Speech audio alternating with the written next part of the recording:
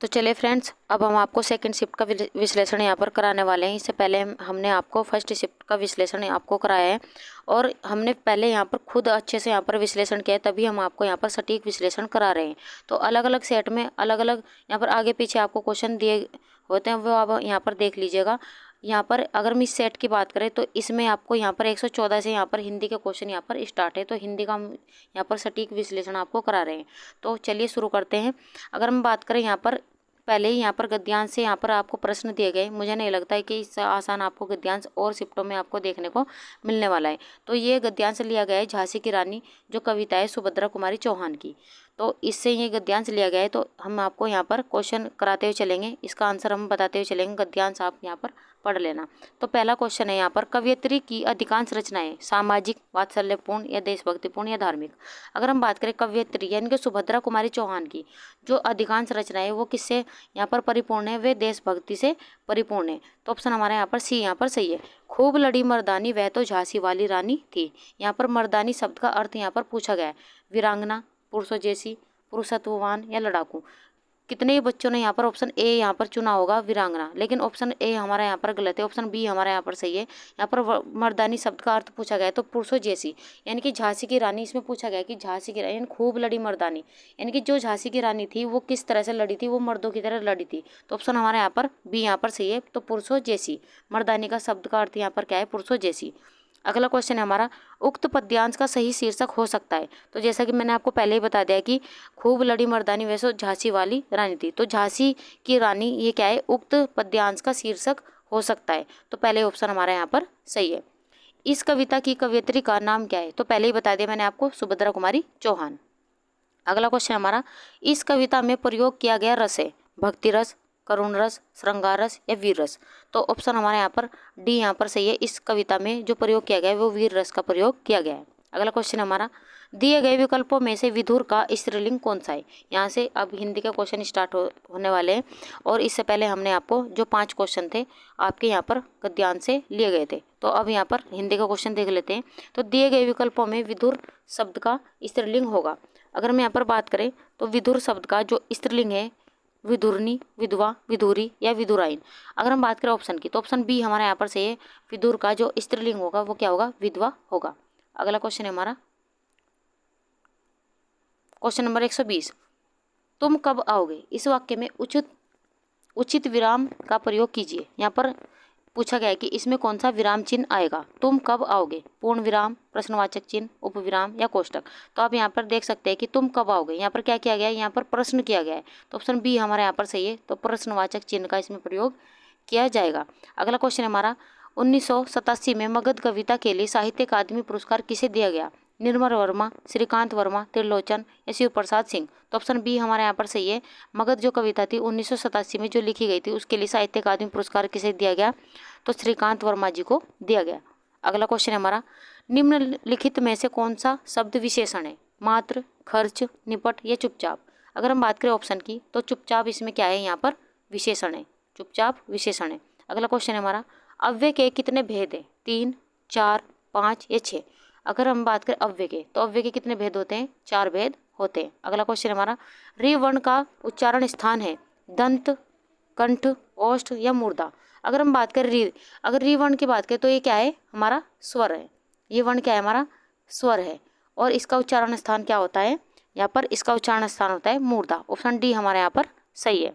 अगला क्वेश्चन है हमारा, काव्य की शोभा बढ़ाने वाले धर्मों को अलंकार कहते हैं। इस उक्ति में प्रयुक्त धर्म शब्द का क्या अर्थ है। यहाँ पर धर्म का, यहाँ पर इस उक्ति में धर्म का अर्थ पूछा गया है, मजहब, गुण, सत्कर्म या कर्तव्य। तो ऑप्शन बी हमारा यहाँ पर सही है।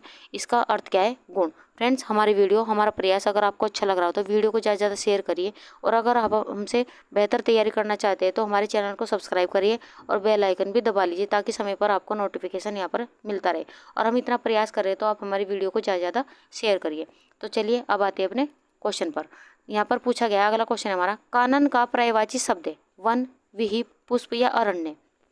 अगर हम यहाँ पर बात करें तो सभी बच्चों को यहाँ पर बोनस अंक मिलना चाहिए क्योंकि कानन जंगल का जो पर्यायवाची शब्द है उसका ऑप्शन वन भी यहाँ पर सही है और डी भी यहाँ पर सही है। अरण्य और वन ये दोनों ही किसके पर्यायवाची शब्द है, ये दोनों ही जंगल के पर्यायवाची शब्द है।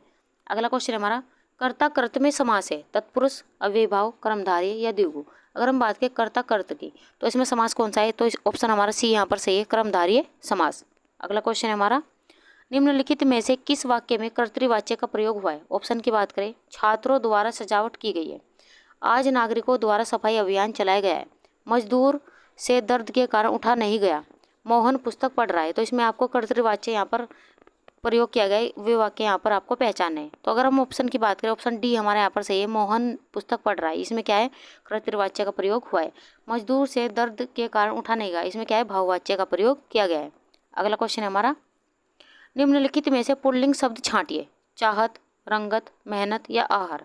अगर हम बात करें पुल्लिंग शब्द की तो चाहत भी हमारा क्या है, स्त्रीलिंग शब्द है, रंगत भी हमारा स्त्रीलिंग शब्द है और मेहनत भी हमारा स्त्रीलिंग शब्द है। लेकिन आहार की बात करें, आहार हमारा क्या है, पुल्लिंग शब्द है। तो ऑप्शन डी हमारे यहाँ पर सही है। अगला क्वेश्चन है हमारा, माघ फागुन में पड़ने वाली ऋतु के लिए एक शब्द है, शिशिर, शिरोधार्य, सुग्रीव या ग्रीष्म। माघ फागुन में पड़ने वाली ऋतु के लिए एक शब्द क्या होगा, तो ऑप्शन ए हमारे यहाँ पर सही है, शिशिर। अगला क्वेश्चन है हमारा, अभिज्ञ शब्द का समभिन्नार्थक क्या है, मूर्ख, जानकार, स्पर्श या विशेषज्ञ। तो अभिज्ञ शब्द का जो समभिन्नार्थक शब्द क्या है, तो उसका अर्थ है यहाँ पर जानकार। ऑप्शन बी हमारे यहाँ पर सही है। अगला क्वेश्चन है हमारा, चीप की दावत कहानी के रचनाकार है। ये क्वेश्चन मैंने कितनी बार आपको पिछली वीडियोज में कराया हुआ है।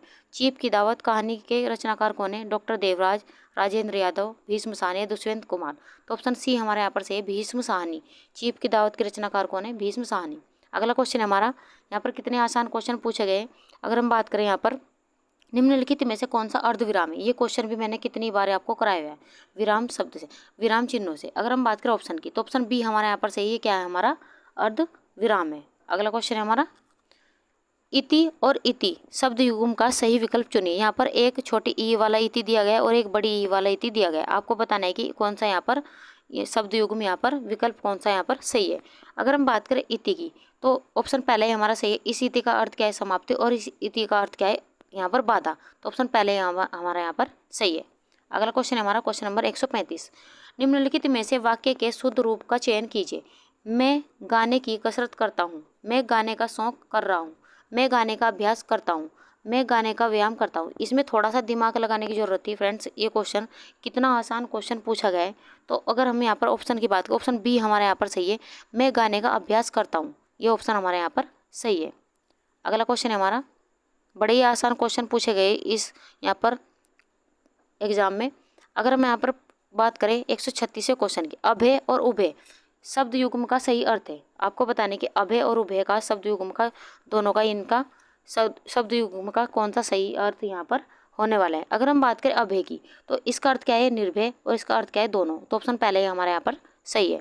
अगला क्वेश्चन है हमारा, अंधेर नगरी का अर्थ है राज्य विहीन स्थान, अन्याय की जगह, जहाँ अंधेरा हो, सुनसान जगह। तो अंधेर नगरी यहाँ पर अर्थ क्या दिया गया है, तो ऑप्शन बी हमारे यहाँ पर सही है, अन्याय की जगह। अंधेर नगरी का अर्थ क्या है, अन्याय की जगह। अगला क्वेश्चन है हमारा, कांति क्लांति शब्द युग्म का सही अर्थ है। यहाँ पर कांति दिया गया और क्लांति दिया गया है, इसका यहाँ पर सही शब्द युग्म आपको पहचाना है। तो कांति की बात करें तो इसका अर्थ क्या है, चमक, और इस क्लांति के अर्थ की बात करें इसका अर्थ है थकावट। तो ऑप्शन हमारा यहाँ पर बी, यहाँ पर हमारा यहाँ पर ऑप्शन बी हमारा यहाँ पर सही है, चमक और थकावट। अगला क्वेश्चन है हमारा, आदि और व्याधि शब्द युग में आदि का अर्थ यहाँ पर निम्नलिखित में से क्या है। यहाँ पर आदि का अर्थ यहाँ पर पूछा गया है, तो आदि का अर्थ क्या है, इसमें ऑप्शन हमारा पहले ही सही है, मानसिक कष्ट। अगला क्वेश्चन है हमारा, त वर्ग की ध्वनियों का उच्चारण स्थान है, नासिक्य, दंते, मूर्धन्य या तालव्य। यहाँ पर पूछा गया है कि त वर्ग की ध्वनियाँ है, बताइए कौन सी है। अगर हम बात करें ऑप्शन की तो ऑप्शन यहाँ पर हमारा बी यहाँ पर सही है, दंते ध्वनि। त वर्ग क्या है हमारा, दंते ध्वनि। अगला क्वेश्चन हमारा, वह लाचार है क्योंकि वह अंधा है। इस वाक्य में कौन सा अव्यय है, परिमाणवाचक अव्यय, संबंधवाचक अव्यय, संकेतवाचक या कारणवाचक। आपको यहाँ पर पूछा गया है कि वह लाचार है क्योंकि वह अंधा है, इसमें क्या है, ऑप्शन डी हमारा सही है, कारणवाचक अव्यय। अगला क्वेश्चन हमारा, बिनु पग चले सुने बिनु काना, कर बिनु कर्म करे विधि नाना। ये पंक्तियाँ कितनी बार रिपीट होने वाली पंक्ति है और बार बार एग्जाम में यहाँ से ये पंक्तियाँ पूछी गई। इन पंक्तियों में यहाँ पर अलंकार पूछा गया है, असंगति अलंकार, विशेषोक्ति अलंकार, दृष्टांत अलंकार या विभावना अलंकार। अगर हम बात करें इन पंक्तियों की तो बिनु पग चले सुने बिनु काना, कर बिनु कर्म करे विधि नाना, इन पंक्तियों में कौन सा अलंकार है, ऑप्शन डी हमारे यहाँ पर सही है, विभावना अलंकार। अगला क्वेश्चन हमारा, निम्नलिखित में से किस क्षेत्र में विशेष योगदान के लिए ज्ञानपीठ पुरस्कार प्रदान किया जाता है। कितना आसान क्वेश्चन दिया गया है फ्रेंड्स ये। सिनेमा, विज्ञान, समाज सेवा और साहित्य। तो ऑप्शन डी हमारे यहाँ पर सही है, ज्ञानपीठ पुरस्कार दिया जाता है साहित्य के क्षेत्र में। अगला क्वेश्चन है हमारा, दवाई शब्द का सही बहुवचन वाला रूप वाला विकल्प चुनिए। दवाइयाँ, दवाइयाँ, दवाएं या दवैया। आपको यहाँ पर पूछा गया कि दवाई का बहुवचन क्या होगा। तो ऑप्शन यहाँ पर बी हमारा सही है, दवाई का जो बहुवचन होगा यहाँ पर दवाइया होगा। अगला क्वेश्चन है हमारा, वर्णमाला किसे कहते हैं। स्वरों को, वर्णों के व्यवस्थित समूह को, व्यंजनों के समूह को, वर्णों के उच्चारण स्थान को। कितना आसान क्वेश्चन दिया गया है। वर्णमाला किसे कहते हैं, तो वर्णों के व्यवस्थित समूह को क्या कहा जाता है, वर्णमाला कहा जाता है। अगला क्वेश्चन है हमारा, अंगारे बरसना मुहावरे का सही अर्थ क्या है। कड़ी धूप होना, असहनीय पीड़ा होना, अंगारों की वर्षा होना, कठिन परिश्रम करना। तो अंगारों का बरसना, किसी बच्चों ने यहाँ भी लगाया ये ऑप्शन चुना होगा, कठिन परिश्रम चुना होगा, लेकिन ऑप्शन हमारा ए यहाँ पर सही है, कड़ी धूप होना। अंगारों का बरसना यहाँ पर अर्थ क्या है इसका सही, कड़ी धूप होना। अगला क्वेश्चन देख लेते हैं, घर का रहस्य जानने वाला बड़ा घातक होता है। अर्थ का बोधक लोकोक्ति है। यहाँ पर पूछा गया कि घर का रहस्य जानने वाला बड़ा घातक होता है, इसका अर्थ क्या होगा। घर घर खीर तो बाहर खीर, घर आए कुत्ते को भी नहीं निकालते, घर का भेदी लंका डाहे, घर की मुर्गी दाल बराबर। तो ऑप्शन हमारे यहाँ पर कौन सा सही होने वाला है, तो ऑप्शन बी हमारे यहाँ पर सही, घर का भेदी लंका ढाए। ये ऑप्शन इसका लोकोक्ति का सही अर्थ है। अगला क्वेश्चन है हमारा, निम्नलिखित में से विशेषण शब्द है। जाना, देवता, सुंदर या कौन। यहाँ पर विशेषण पूछा गया है, तो जाना इसमें नहीं होगा, देवता नहीं होगा, कौन नहीं होगा, तो सुंदर क्या है यहाँ पर विशेषण है। अगला क्वेश्चन है हमारा, मुझे बारिश में भीगना पसंद नहीं है, इस किस सर्वनाम का उदाहरण है। मुझे बारिश में भीगना पसंद नहीं है, यहाँ पर सर्वनाम पूछा है कि किस सर्वनाम का उदाहरण है। उत्तम पुरुष, प्रथम पुरुष, दोनों, प्रथम पुरुष या अन्य पुरुष। तो यहाँ पर कौन सा यहाँ पर सर्वनाम होगा, यहाँ पर होगा उत्तम पुरुष। मुझे क्या है इसमें, उत्तम पुरुष सर्वनाम है। अगला क्वेश्चन है हमारा, और ये अंतिम क्वेश्चन है यहाँ का, हिंदी का अंतिम क्वेश्चन है, निर्वासित में कौन सा प्रत्यय है। इत, इक, आस या उत। तो यहाँ पर निर्वासित में कौन सा प्रत्यय, ऑप्शन पहला यहाँ पर हमारा सही, निर्वासित में इत प्रत्यय। तो फ्रेंड्स ये थी हमारा विश्लेषण। अगर क्लास आपको अच्छी लगी हो तो लाइक सब्सक्राइब करना ना भूले और वीडियो को ज़्यादा से ज़्यादा शेयर करिए ताकि और भी बच्चों तक ये वीडियो पहुँच सके। तो हमारे प्रयास के लिए मिलते हैं इसी ऐसे ही क्वेश्चनों के साथ में नेक्स्ट वीडियो में। तब तक के लिए आप खुश रहिए, अपने माता पिता का सम्मान कीजिए। वीडियो देखने के लिए थैंक यू।